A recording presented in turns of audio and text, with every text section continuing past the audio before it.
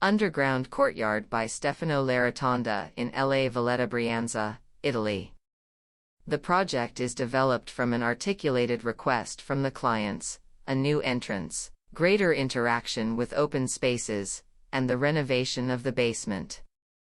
The project synthesizes all the requests in a single gesture, digging a hole to define everything. A new spatiality in the basement and the creation of an outdoor space thought as an open-air room, where tree foliage and landscape metaphorically become its roof.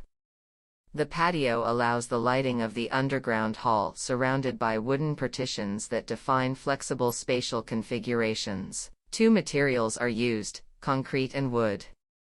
The reinforced concrete of the exterior walls has been formworked with vertical wooden staves and then sandblasted. The single-material interior partitions are made of three-layer solid fir panels stained with green tone paints. Gray and green evoke the tones of the surrounding mountain landscape.